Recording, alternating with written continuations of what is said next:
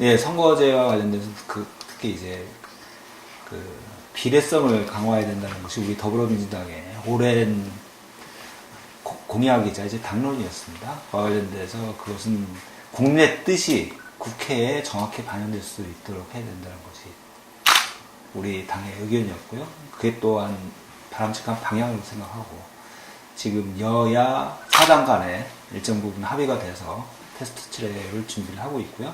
이것은 자유한국당이 이제 반대하고 있는데 그것을 이끌어내기 위한 협상적으로 이끌어내기 위한 전략 중에 하나다 이렇게 보고 이것이 국민들께 우리 거대 정당 또한 뭐 군소정당도 할 것 없이 정당이 할 수 있는 최선의 길이다 이렇게 생각을 하고 있습니다.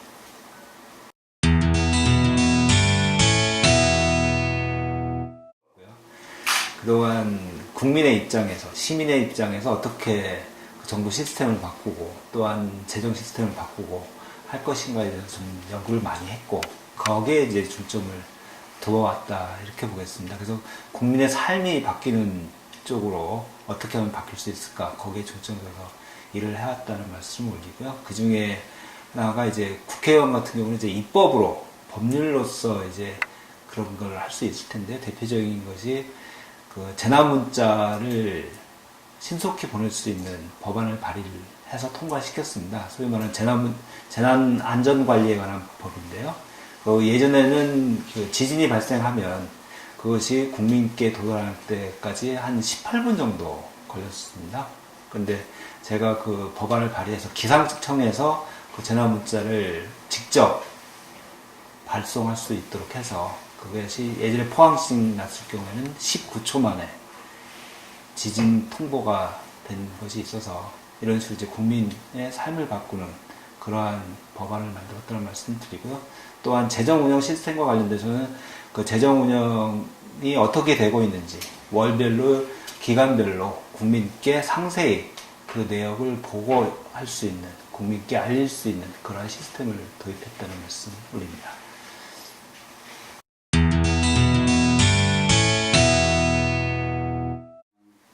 예, 올해 같은 경우에는 이제 국회의원으로서는 3년 차입니다. 그래서 사실은 이제 그동안에 저의 그 의정 활동을 정리하면서 내년 선거를 또 준비하는 두 가지 의미가 있겠습니다. 그래서 그동안 제가 낸 법안들, 그런 것들을 국회에서 제대로 좀 처리할 수 있도록 하는 것이 중요할 것 같고요. 두 번째로서는 그 내년, 올해 거를 잘 정리하면서 내년에 우리 국민들, 우리 시민들께서, 공포 시민들께서 바라는 것이 어떤 것이 있나 그런 것을 발굴을 해서 정책화시켜서 내년 총선의 공약으로 또 준비하는 것도 하나의 큰 축이 될 것 같습니다. 특히 올해 같은 경우에는 이제 국회가 지금 3월에 열리고 있지 않습니까? 그 다음에 4월 국회가 있을 수가 있고요. 그리고 6월 국회. 그 4월과 6월 국회에서는 그동안 우리 당에서 추진했던 법안들, 그리고 제가 제출한 법안들이 꼭 통과가 돼서 국민의 삶이 바뀌는 그런 것을 좀 체감할 수 있도록 해야 된다. 이렇게 생각하고 있고요. 특히 저는 기획재정위 간사를 하고 있는데요. 기획재정위 같은 경우에는 이제 서비스 발전법, 그 다음에 사회적 경제법 같은 두 가지 법을 중점적으로 추진하려고 합니다. 서비스 발전법 같은 경우는 잘 아시는 것 같지만 서비스를 혁신적으로 좀 발전시켜서 거기서 일자리 창출 도모하고 서비스 산업이 세계에서 좀 경쟁력을 확보할 수 있는 그러한 법으로 추진을 하고 있는데 지금 그 법안이 제출된 지 지금 8년이 넘지 않습니다. 근데 국회에서 계속 논의만 하고 있어서 이번에는 좀 제대로 저희가 여야 간에 합의를 도출해서 그 법안이 좀 통과되어야 되겠고요. 또한 사회적 경제 기본법 같은 경우에는 지금 소위 말하는 그 자본가와 노동가의 뭐 대립적인 그런 것을 넘어서서 합리적인 합의점을 도출해서 사회적 경제라는 협동조합이라는 주체가 새로운 일자리를 창출하고 또한 그 소위 말하는 자본주의의 모순된 점을 극복할 수 있는 그런 대안으로 지금 떠오르고 있는데 그거에 대해서 확실한 지원할 수 있는 근거를 마련하기 위한 법입니다. 그래서 이런 두 가지 법이 우리 경제의 새로운 활력소로 대두할 수 있다는 점에서 꼭 필요한 법이라고 생각하고 이 두 법안에 대해서 중점적으로 지금 여야 간에 합의를 도출하는데 노력할 계획입니다.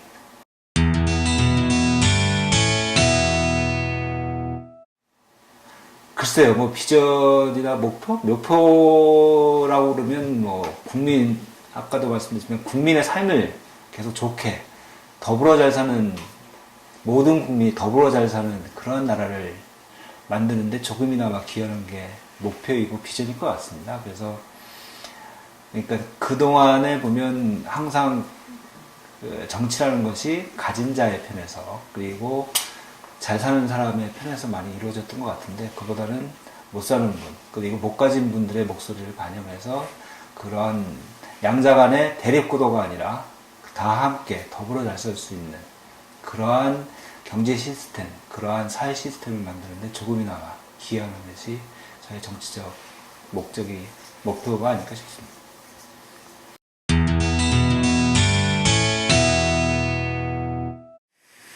군포가 참 좋은 시입니다. 그리고 규모는 크지 않지만 우리 군포 시민께서 더불어 부딪히면서, 서로 간에 시민 간에 부딪히면서 느끼면서 한 가족처럼 살 수 있는 그런 도시입니다. 그런데 지금 인구가 좀 줄어드는 점이 좀 많이 아쉽고요. 특히 다른 도시하고도 마찬가지로 고령화되는 분야도 있고, 또한 젊은 층이 군포를 좀 떠나는 그러한 경향이 보여 있어서 군포의 활력을 불어들이는 것이 좀 시급한 과제다, 이렇게 생각을 하고 있고요.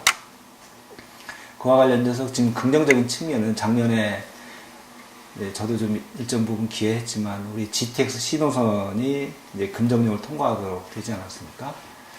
GTX 신호선이 올해하고 내년에 걸쳐서 사업 계획을 수립해서 2021년부터 29년까지로 지금 계획이 되어 있는데요. 그때 이제 사업 계획을, 근데 그걸 좀 더 앞당기는 작업을 좀 하고 있지만 앞당겨질 겁니다. 이제 그래서 GTX 신호선이 되면 우리 군포가 이제 경기 남부 지역의 교통의 요지가 될 겁니다. 그때 그럼 군포가 새로운 모습으로 재창조되도록, 활력 있는 새로운 모습 재창조되도록 우리 시민들의 의지를 모아내고 그것을 중앙정부와 협력해서 새로운 발전 계획을 저희가 지금부터 수립해 나가야 된다, 그렇게 생각을 하고 있습니다. 저도 이제 시골 출신인데 이렇게 보면 저희가 도로라든지 철도 같은 걸 놔달라고 하거든요. 근데 결국은 나중에 보면 그 도로, 그 새로운 길로 사람들이 오는 것이 아니라 기존에 있던 사람이 떠나가는 경우가, 소위 말하는 빨대 효과가 있는 경우가 많이 있습니다. 그래서 어떻게 보면 GTX 신호선이 군포에 부정적인 영향을 끼칠 수도 있다는 그런 위기감도 있는 것이 사실입니다. 그러니까 워낙 그 수도권과 서울과 가까이 가게 되니까, 예를 들면 뭐 여성분 같은 경우에 머리를 하러 군포에서 머리를 하는 것이 아니라 가까운 강남 가서 머리하고 오게 되면 우리 군포 지역의 미용실이라든지 그런 거에 타격을 있을 수가 있고요. 또한 학원도, 그 교육 환경도 많이 바뀔 겁니다. 그때 그러면 우리 군포 지역은 어떻게 할 것인지, 도리어 군포에 사람이 들어오게 하기 위해서는 어떻게 해야 되는 것인지, 그 부분을 지금 연구하고 그에 대한 발전 계획을 세워야 된다. 그래서 군포 금정역 부분에 그 산업단지를 어떻게 할 것인지, 그 다음에 가까운 삼본시장은 전통시장으로서 어떻게 활력을 찾을 수 있게 할 것인지, 그런 거에 대한 합의점을 도출해야 된다. 그래서 제 생각으로는 산업단지는 스마트 산업단지로 육성을 하고, 그 다음에 그 삼본시장 같은 경우에는 작년에는 특성화 사업 첫걸음 사업을 해서 이제 했습니다. 근데 올해는 이제 문화관광용으로 해서 한 10억 정도 사업비를 확보해서 지금 중소기업부에서 이제 지원할 계획입니다. 그래서 이제 삼본시장을 현대화뿐만 아니라 전통을 유지하면서 거기에 금정역에 내려서 삼본시장을 꼭 들러갈 수 있는 그러한 것을 만들어야 된다. 그와 관련돼서는 금정역 주변을 정말 역세권 개발에 준해서 아니면 그보다 더 아까도 말씀드렸지만 저는 군포를 재창조한다는 그 생각으로 해서 우리 금정역, GTX 가서는 금정역, 그리고 그 다음에 군포역, 그리고 3번역, 그리고 대항해 이렇게를 다 엮는 전체적인 큰 비전을 갖고 군포를 새롭게 활력소 있는 곳으로 만들어야 된다 이렇게 생각하고 있습니다. 금정역 앞에 그 3번천이 흐르고 있지 않습니까? 근데 그게 지금 복개천인데 이것을 복원을 해서 그야말로 환경이 살아 숨쉬는, 환경과 사람이 같이 살아 숨쉬는 그러한 군포를 만드는 것이 필요합니다.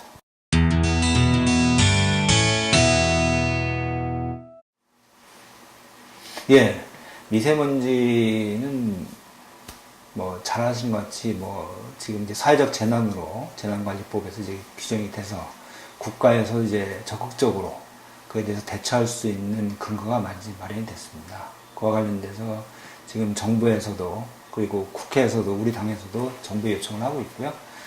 그래서 이번에 추경이라도 편성해서 저희가 지금 최대한 신속하고도 그 다음에 근원적인 대책을 지금 마련하려고 하고 있고요. 지금 말씀 주신 것처럼 환경과 관련돼서는 우리 현 세대가 어른이 우리 아이들에게 지금과 같은 환경을 물려줘서는 안 된다. 이것은 우리 어른들의 현 세대의 책무이자 의무인 것이고요. 그것을 지금과 같이 이런 미세먼지가 가득한 그리고 환경이 오염된 그런 것을 미래 세대에 떠넘겨서는 안 된다. 우리가 잘 살기 위해서, 현 세대가 잘 살기 위해서 그래서는 안 된다. 그런 관점에서 우리 현 세대가 할 수 있는 최대한의 지원, 최대한의 관심을 갖고 이 부분을 해결해야 된다. 그런 관점에서 보고 있습니다. 그래서 이것은 미래에 대한 투자이고 우리 후손들에 대한 의무라고 생각하고 있습니다.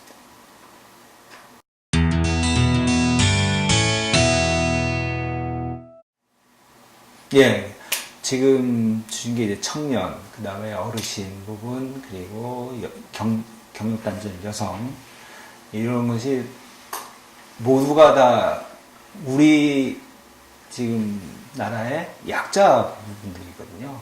근데 그에 대한 지원이라는 것이 그동안 사실 많이 약했습니다. 특히 국가에서 많이 그 부분에 대해서 사회적 약자에 대한 지원을 해야 되는데 많이 약했는데 그러한 것은 특히 예산이라든지 정책적인 지원이 많이 필요한데 이 부분에 대해서는 의지의 문제다. 저는 그렇게 생각을 합니다. 그동안 아이디어는 많이 있었는데 제대로 된 지원, 그걸 못해서 그러한 청년, 어르신, 그 다음에 여성분들의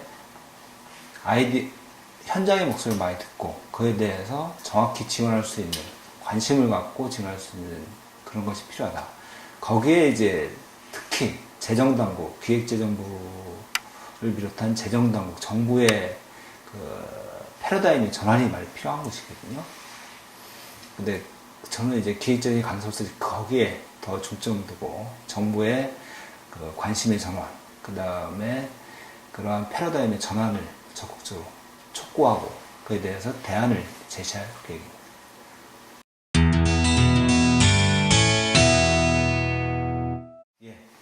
군포 시민 여러분, 3년 전에 저를 아무것도 모르는 저를 우리 시민의 대표로 뽑아주셔서 감사드립니다. 여러분과 함께한 3년 열심히 해왔습니다. 앞으로도 우리 군포 시민의 마음을 받아서 군포 시민이 바라는 바를 어떻게 잘 꾸려나갈 것인지 더 연구하고 군포 시민께 더 다가가도록 하겠습니다. 군포 시민의 심부름꾼 김종우입니다. 감사합니다.